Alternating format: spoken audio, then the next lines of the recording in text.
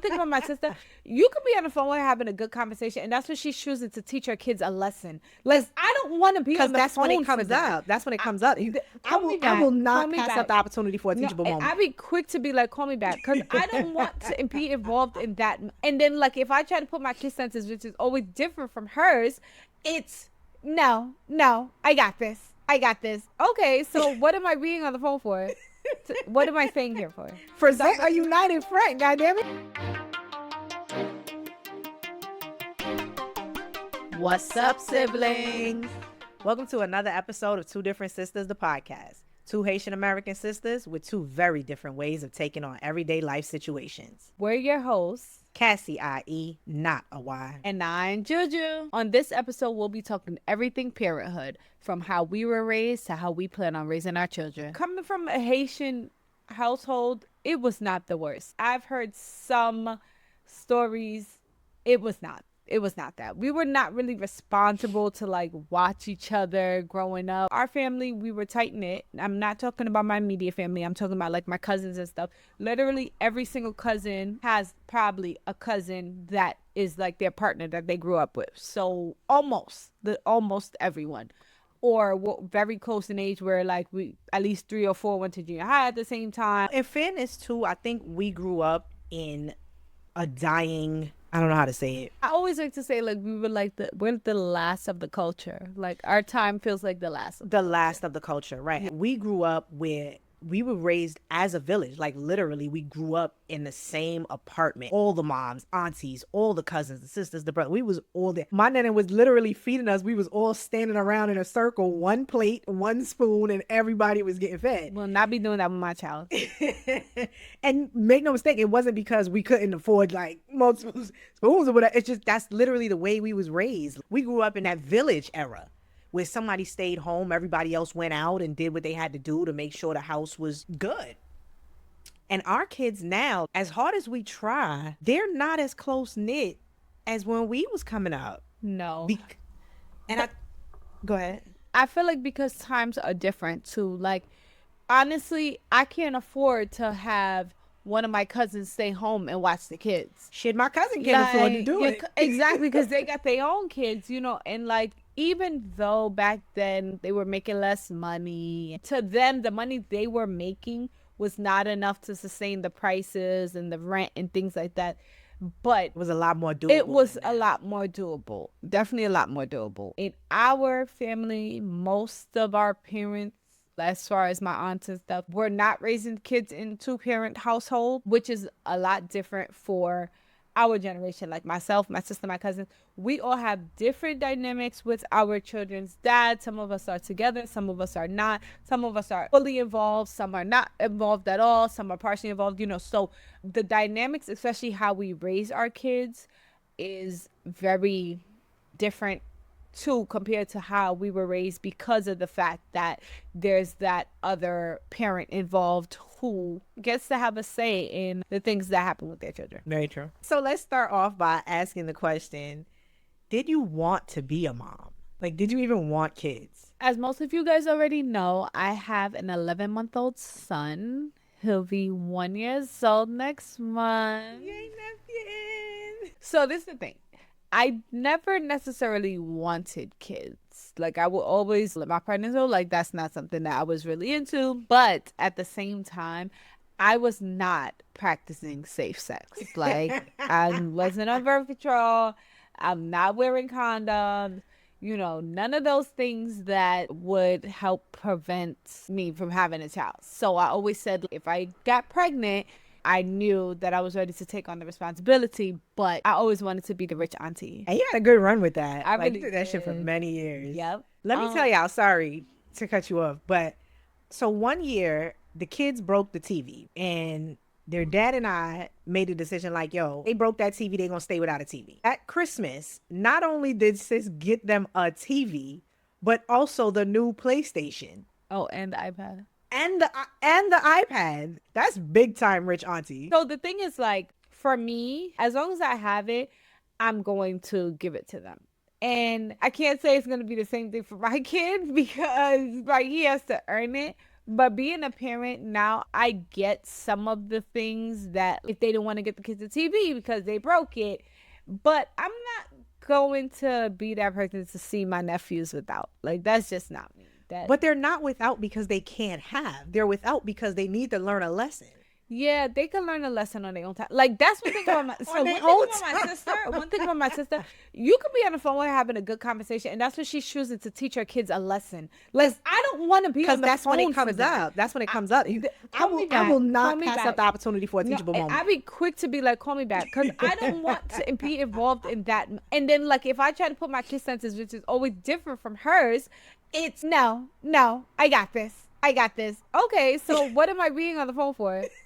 What am I staying here for? Present a united front, goddammit. You gotta teach them life lessons as they arise. Nah. I'm good. I have to get off the phone. I'd be having to get off. I'm like, yeah, call me when you're done, cause it don't work for me. I have 3 boys. I have my 15-year-old, my 12-year-old, and my 6-year-old. For me, I would have to say I never not wanted kids, but I never said I wanted kids either. Okay. It was one of those things. If it happened, it happened, I guess. You know what I mean? Like I wasn't against it. I wasn't with it. I just, if it happened, it happened. Okay. And then it definitely happened. More than once. Do you want more kids? Oh, do I want more siblings? For those of y'all who don't know, my children are all neurodivergent. They all have ADHD. So it's not typical for me, which makes it not an easy answer. On one hand, I kind of maybe might want to try again because I have no girls. I'm like the only female all the time. For that reason, I think I might want to give it another run. But my feelings would be very fucking hurt if I tried again specifically for a girl and ended up with another boy. And then again, like I said, all of my kids being neurodivergent, I don't know if I could take another one. What about you? Is this your one and done? Or? No, it's not my one and done. Nope. He said the floodgates is open, y'all. And it's funny because I always said that was another thing. Like if I had a child, I would want to keep having more children because I don't want to leave my kid on this earth by himself. I want all boys for sure. I do not want any girls. I'm perfectly fine with no girls. So if she gets that girl, that will also be my daughter. That's wild because you would think, I would think, as girly as you are, you would want a girl to share that with. Nah. I know that's the reason I wanted all boys because I'm not girly. Like I didn't know what to do with a girl. I don't want a girl because if she just has like a ounce of my attitude or personality, like bruh, there can't be two of me. Now honestly, there cannot be two of me. And the fact is that there will never be two of me, so that means she'd be worse. And I don't know if I could have a worse than me. That's probably like the number one reason I always said I don't want, well, not the number one reason. The number one reason is because I'm not girly, so I don't know how to work that out. But I would have to say the number 2 reason is because I feel like little girls are spicy. They mad spicy and I don't like it. Yeah, I be wanting to slap fire out of them when I be seeing them sometimes. So honestly, it's a no for me. But you know what? I'm going to tell you something funny. So I got a homeboy who has girls, and I thought I was doing the damn thing. I asked for all boys. I got all boys, and he hit me with some shit that just blew my mind. He was like, yo, do you know that my daughter will only get pregnant once every 9 months, but each of your sons can have 9 girls pregnant in the same month? Yeah, that's wild. That's when I realized I I'm fucked gonna be up. honest with you. I'm praying and crossing my fingers that my son is not thinking about that, trying to have multiple girls pregnant at once. It's hard out here. And I ain't raising no grandkids.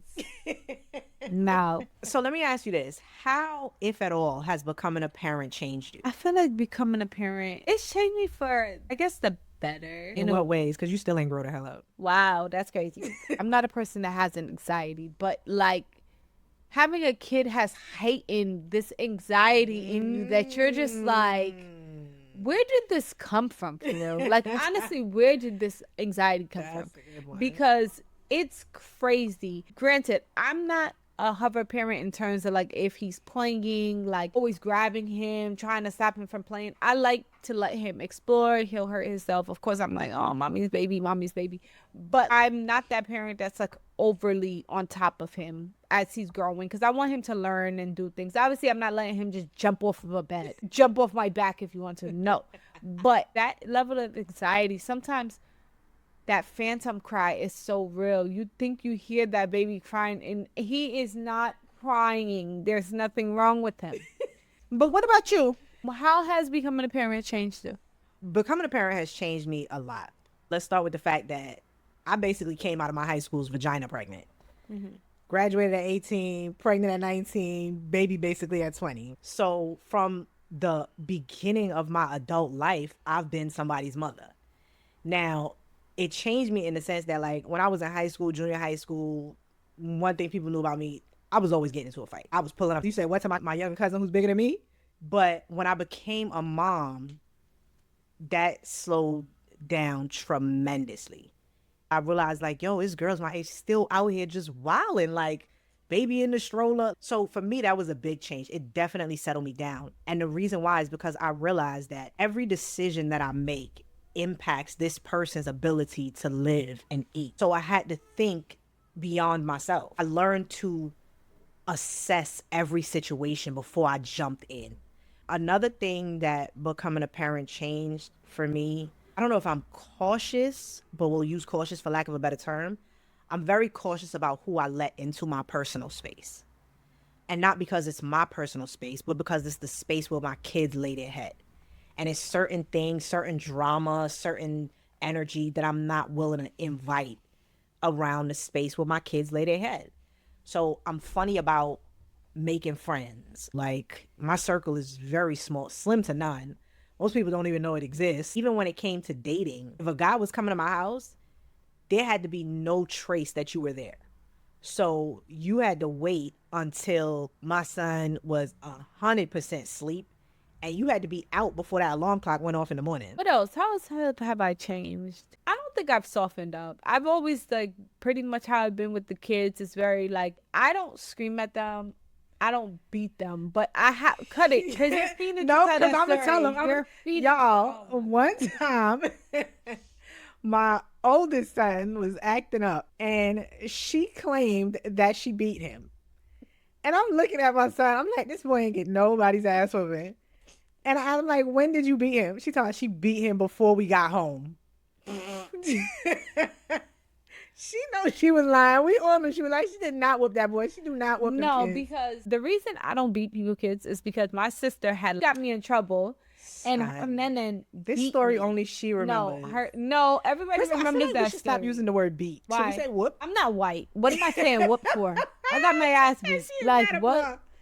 Like, so I really hated that our parents would allow our aunts, our village, the people who raised us, to beat us if we did something, I guess, to an extent.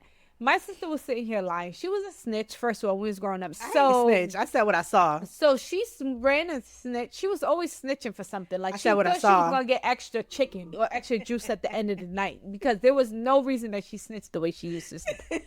So I had got beat, and I always said I would never. I don't care what a niece, what a nephew, what a cousin says. That's not my place. Let your parent do that. Like, it don't even matter for real. So me, I'm really good at. I'll give the kids whatever, but when I'm giving you that look, I'm not gonna lie to you. My youngest nephew had tried me in ways that no other kid has tried me. Well, I personally don't beat people kids. I don't whoop on people kids, but I will snatch you the fuck up.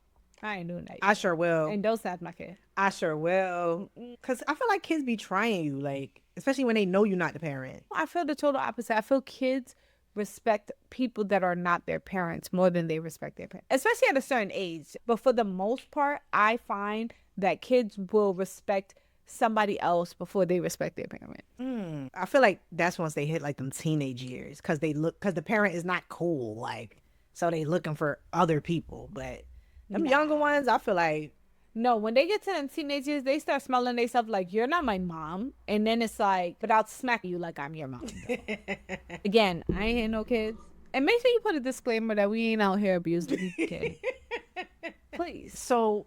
Overall, what would you say your parenting style is? My baby's still new. Like, Yes, you're very new to your journey. Yeah, he's still new, but I definitely, he's raised on love, like, and he's very affectionate when it comes to me. He's a codependent sleeper because of that. Like, he needs to feel you. He wants to see that you're there. You know, Ooh. when he's playing, he wants somebody to see him playing. When he's counting, he wants you to notice that he's counting. You know, all those things. But my parenting style is between gentle parenting and beat that ass. For sure. Because I want to gentle parent my child, I do things like I try not to say the word no, which my family finds so funny. I'll be like, we don't do that. Bad behavior. Secondly, I'm not beating an 11-month-old. I'm not tapping him. I'm not doing any of that. For real. He laughs at everything. He literally laughs. And she'd be like, all right, do what you want. No. With the do what you want, it's because I can't beat you. You're not listening. So do what you want. Like, literally, just do what you want. Because I've tried 1, 2, and then he starts counting with me. So I have now taken that side. So my son does this thing now. He's like, and he got that from his grandma, from his father's side, because she does that to him. She points at him often. And now he's always like, no, what? And you're just like, all right, cool. Do what you want. Yeah, do what you want. Because, bro, like, you're not beating me up. I'd be damned if you tell me catch you outside. But, yeah, as I'm raising him, I'm really trying to be in the middle. A lot of people do not believe that I'm going to beat my son. I am going to beat him with reason. I'm not going to just beat him for fun. Like, Who just... Well, I ain't gonna say that. I was gonna say who beats their kid for fun. I'm not going to just be beating my kid all willy There's nilly some for people out here everything. doing crazy things. Because Johnny had 2 apples and he couldn't figure out what happened when he ate one. I'm not beating my kid for it. I'm not doing that. But, you know, for things that he needs to get beat for, I'm going to beat him. And I'm not going to be that parent. She can't even say I'm gonna beat him. No. She's so full of shit. So I'm just like, right now, learning his personality, letting him learn my personality so that we can coexist in the same home as my parents are. No, this that new parent shit. So we can coexist. What about you?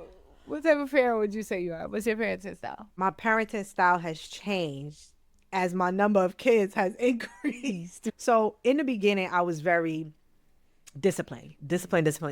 There's rules, you follow the rules. And, you know, that old school mentality, don't ask no questions, don't have no feelings about it. But by the time I got to my youngest, I'm more in that place of discipline mixed with gentleness. What does that mean? Well, what does that look like? I let him express himself more. I ask him why he feels the way he feels, why he doesn't want to, you know, and I relay that I understand his feelings. Like, okay, so I understand you. We kind of talk more and negotiate more. You're so negotiating then with your kid. Okay. Okay, man. Now, I'm not even going to front. Sometimes that negotiation go on for way too fucking long and I lose my shit. Okay? Not going to lie. But I'm more in a place where the kids are allowed to be more expressive. It's not just a direct line of, I said do this. And as I realized, as my style was changing with the younger kids, I had to implement it into my older kids, right? Into, you know, my oldest, who didn't get that version of me. He didn't get that version of like, well, tell me why you don't want to do this, or tell me why you know what I mean? With him, it simply didn't matter. I would say my parenting style now is discipline with a touch of gentleness. And she curses a lot. When she's screaming, she'll be like, I said shut the hell up. And it's just like, and she says more vulgar words. When I lose my shit, I lose my shit. But and this is not I lose my shit like I just be out here swinging and No, beating kids. No, no. I'm talking about my mouth. But my thing is sometimes like my child will be there and I don't care if he's 11 months. At that age, this is where his brain is being molded. And by the time he's 1, he's saying, F you. And people like, can't. And it's not funny. And where you getting that from? I will say I did have moments where my kids were like repeating, you know, the shit that I was saying, right? And I had to course correct. And it's tough because I want to be in that place where like you do what I say, not what I do, right? And for a long time that was my mindset. But it's inevitable. The way I curse around the kids, the people, period. Like, not just the kids, the people, period. They picked it up. Should I stop? Should I stop? Maybe, all those things is up for debate, right? But I wasn't gonna. I'm not gonna lie. I wasn't gonna. So I had to really emphasize mommy says things, there's grown up things, and then you're not a grown up. So you don't say what mommy says. And it took a while. But at one point, there was a oh shit phase. But again, I had to really stand on making that distinction. Like, yes, you hear mommy say it. Mommy, there's adults and then there's kids. And you play your lane no matter what you hear mommy say. You don't get to say these things. You don't get to do these things. It's still a hell nah for me. It's who I am. But I have tried to curb my tongue around Nephi and not always successful. But, I think applause for my efforts. I'll be doing that. Because I remember one time when her youngest was younger, like I used to like play fight with him a lot. And it became this thing. I don't know if he went to school or wherever it was, but like he would always be wanted. This was when he was much younger. And it was brought to my attention that I was the cause of that. And I just stopped, like cold turkey. I just stopped. One, because I didn't want to be blamed for like stuff that he was already probably doing. At the same time, like I didn't want to be injecting negativity into him. It wasn't hard. I just stopped. Like, I just stopped. In fairness to that story, my youngest is a wild card. I have never seen anything like him in my life. And he has a personality that he just has a certain personality. For those of y'all who know, he's with the shits. And it wasn't just her. I told people, do not, where you could play fight with the other two and they understand his personality, his demeanor was not like the other two. It's not like any of the other kids in the family. You want to play fight? He's fighting. So I told everybody stop doing that with him. Okay, you're right. I guess I could understand the whole, his personality. What would you say are some things that you allow your children to either do now or not do that you were either able or not able to do growing up? First of all, we wasn't allowed to do shit when we was growing up. That's a fact. Our Haitian aunts and moms, as Americanized as they were, was still following the rule. No, you can't go sleep at nobody's house. No, you can't go stay outside. No, you can't go to nothing. Like, so we wasn't allowed to do shit. One of the biggest things that blows the family's mind is the fact that my son is allowed to date. Literally had a girlfriend, was coming to the house, chilling, sat down, ate with me, pops. It was a thing. And when I was growing up, my nana and mommy, they was all like, no boyfriend, no boyfriend. You were when she was in 5th grade, she had this little boyfriend. I had He this was a little light boyfriend. skin little thing. His name started with a T. And at first, she was sneaking around. Can I tell my story? Because I was going to get there. Can I tell my story? Because I was going to get there. So the rule was definitely no. But for me, the more they told me no, the more I wanted to do it. Because you wanted to be fast. So the harder I went in, I made sure, like, oh, I can't date. Okay, not only do I have a boyfriend, but everybody going to see me with my boyfriend. We're going to be hugged up on the school gate during lunchtime. So I wasn't feeling like I wasn't giving it up. But they said no, and I said yes. You know, did we?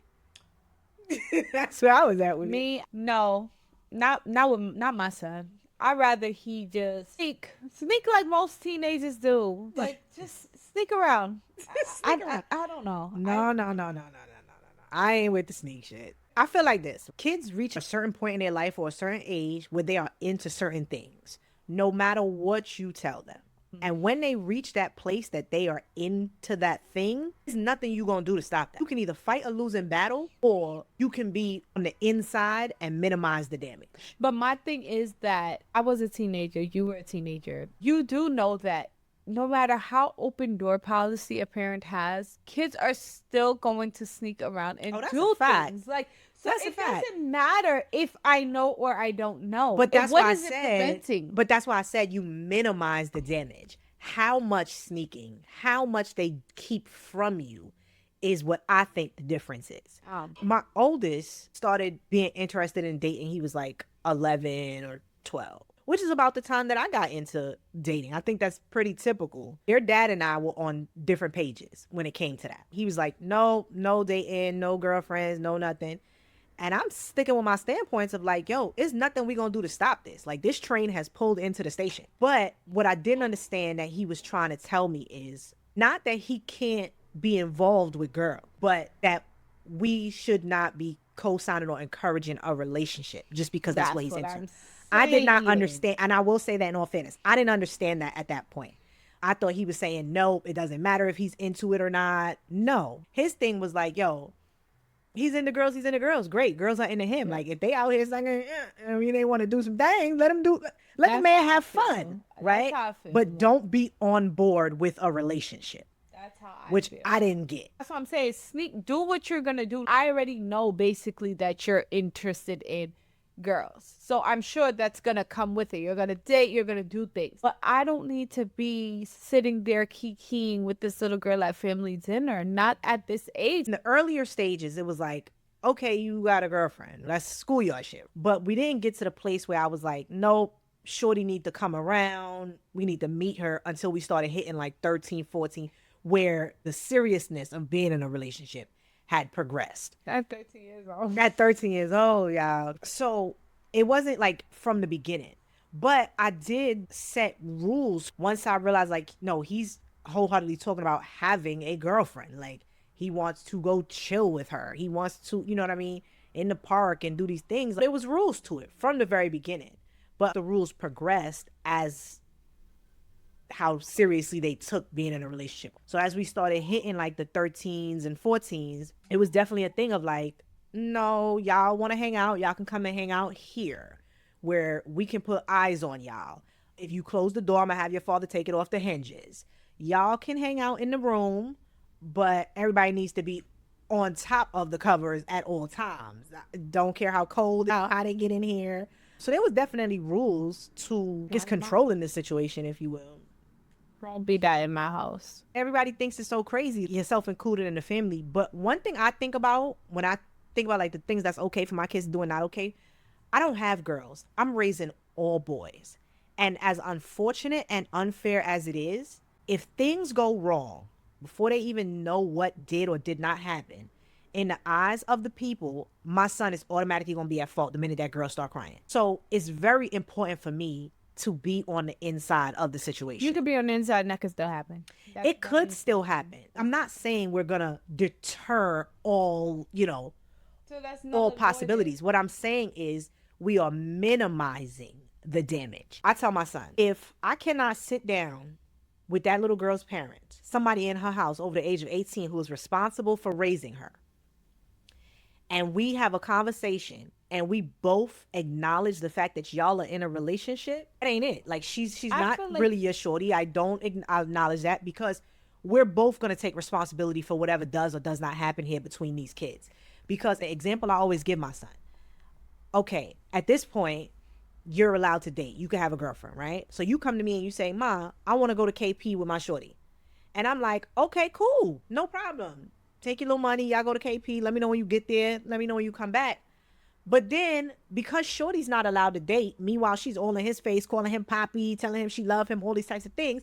He done took shorty to KP, and now it's an Amber Alert out on her because her peoples don't know where she at, because she shouldn't be there. She shouldn't be nowhere near him, because she's not allowed to date. Her people are not aware of the situation, and they have not accepted responsibility for the situation just as much as I have. Yeah, but okay, I get that. I understand that part, but I'm thinking like something massive, because if she gets in trouble for being at KP with him, he's not going to jail for that. You understand? He like ain't going to jail, but people getting their feelings. You're not going to say my son kidnapped your daughter. That's I'ma what be my honest, mind is at never, with it. yeah, I've never heard that in with this age group, like with that age. Like, I understand if he was like 18 and she's like a child, but Or, for example, because shorty's trying to save her skin and not get herself in trouble, now it's, he forced me. He didn't want to, I didn't want to. but that part is, so that's what I was getting at with that. He forced you to do what? To go? Yeah, like he pressured me. Like, again, so how much trouble could, because that's just hearsay, so how much trouble could he get into forcing you to go to KP? I don't know how much trouble he could get into, but again, I'm not putting that on my son. Right, the real stuff that I feel like he can get in trouble for, whether they're in a relationship or not, can happen. Whether you and the parent know. And again, you're raising a son, so no matter what, if that mother says, I'm okay with her dating and God forbid she screams rape. Let's talk about a real thing because you're talking about something small. That's her daughter. If her daughter screams rape, all bets is out the window. I don't give a shit if I told you that my daughter could date. I never said that my daughter could be raped.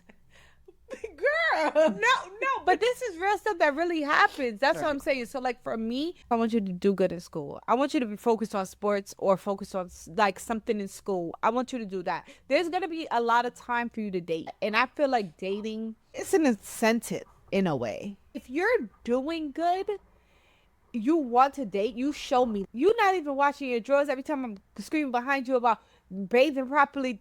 You don't need to be dating no girl. You really don't. But it's not going to stop them, though. That's my thing. Once they feel like that's where they're at, they going to do that. They're going to do it, but he'll know that it's never okay at my door. Like, you're never going to just come to me. The only time I would assume you're going to now come to me and you're going to be crying is if you get this child pregnant and now you have to come to me about this. Okay, we just going to have to face what the facts are. But I'm just not okay with sitting across my child and another child. It's just to me, it's just no reason for it.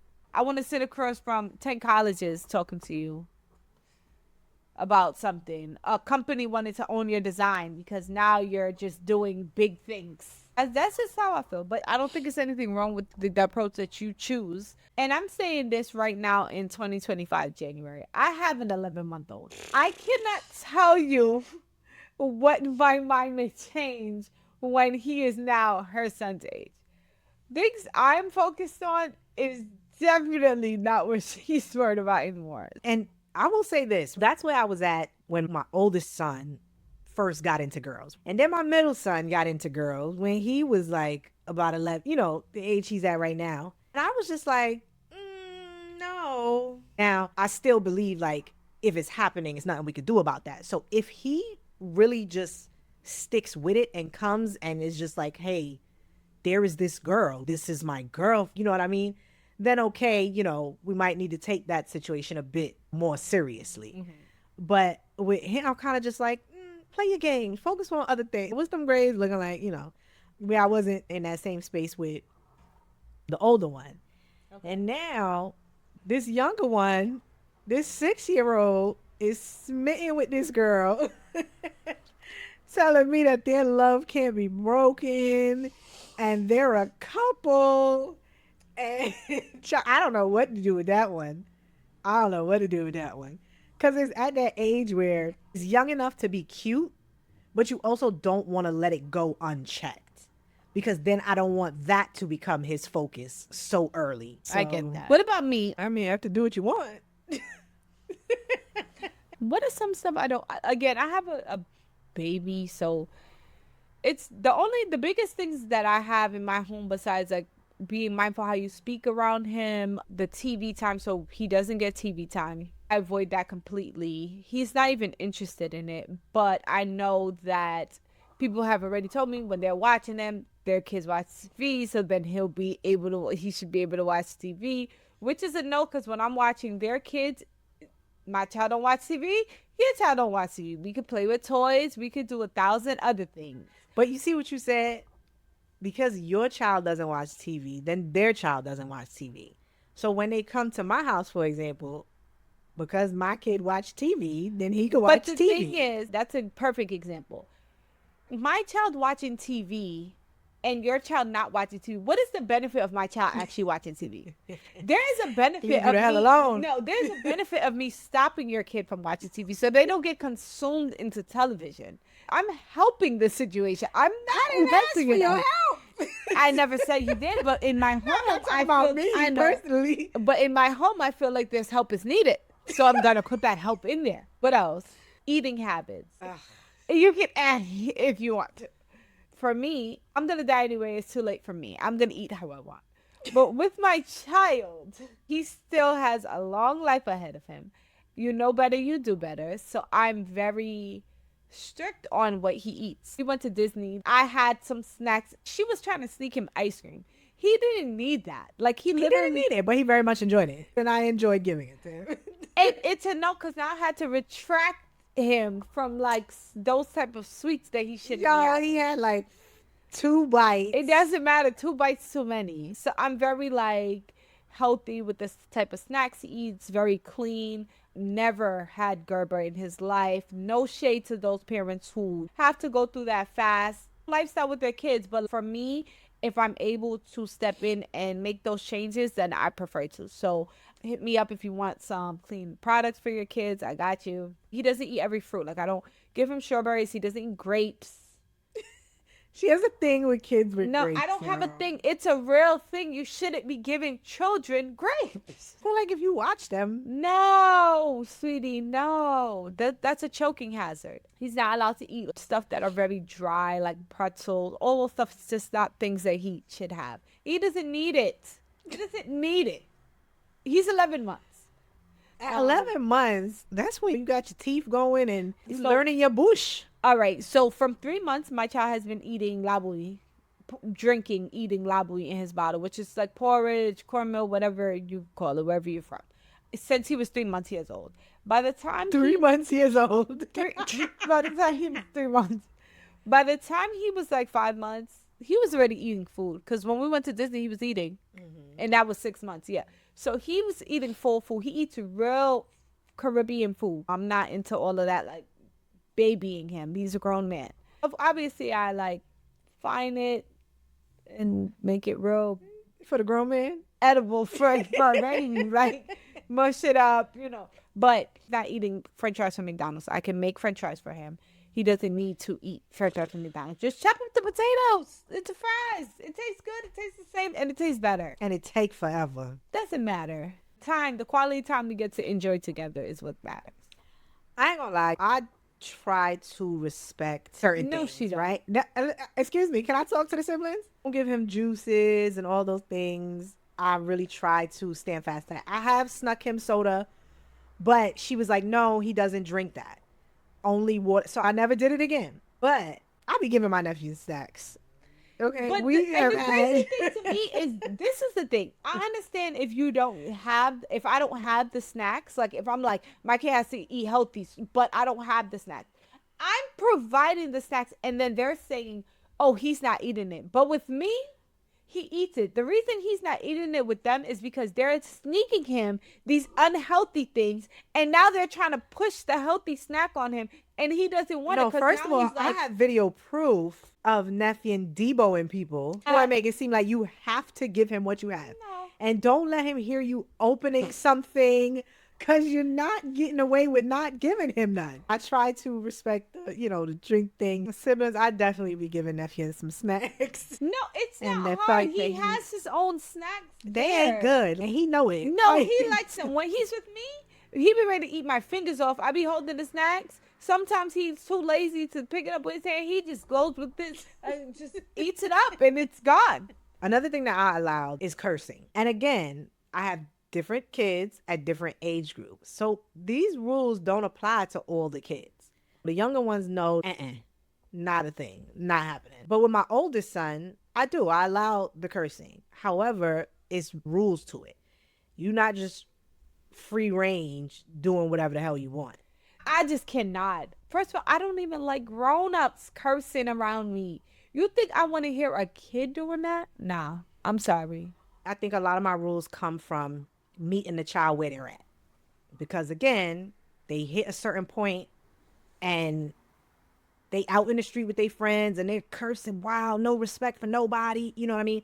So once I popped in my son's phone and I seen there was cursing going on, I was like, okay, it's time to set some parameters around this situation. I know you cursing, so this is the way we're going to go about this. You are not allowed to curse in the presence of children or adults. Once my presence is known in the house, whether you see me or not, then it's good. But you're like, okay, you're saying there's parameters to the cursing, Right. but he's still allowed to do it in some form. So if Yes. if his brother gets him tight and he writes on a piece of paper, F you, because mommy's in the house. No, you cannot write on a piece of paper F you to your brother, okay? As I was stating the rules for the siblings, not allowed to curse in the presence of adults or, small kids. You're not allowed to curse at adults or small kids. Even with his friends, you can curse with your friends, but you can't curse at your friends because I feel like cursing at them brings a different energy. It brings a different vibe. So if y'all are playing the game and it's like, yo, did you see that shit? that's cursing with your friends. But you're not gonna get mad and be like, yo, motherfucker. Like, cause now that child is gonna feel like they have to respond with that same aggression, and it just escalates the situation, and it brings a different energy and a different vibe. Do that. Do that outside. Like again, as a parent, But I when you already don't set rules in your house, what they do outside is 10 times worse. the rule is don't curse, and my kid is gonna still go outside and curse. So Right. the thing is that I'm not oblivious to what kids are doing. And this is what I feel at the end of the day. You can allow all of this in your home or not allow all of this in your home.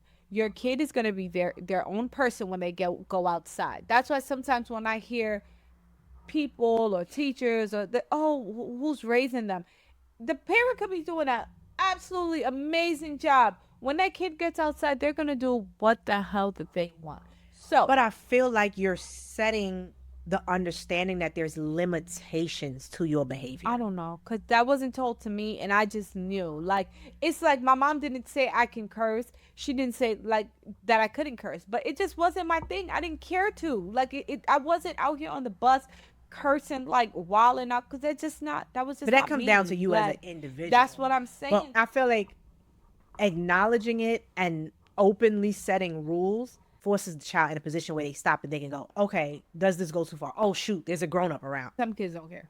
Another no from me. It's not necessary. Start screaming out words in the dictionary. Do that. That's what I want to see. Those are like the major ones. Oh, also, my kid is not going to be able to drink and eat. Yeah, I'm following that one. Eat your food. That's just going to be on top of the washing machine or the microwave. And after you eat, you could drink. I'm keeping that one. That ain't changing.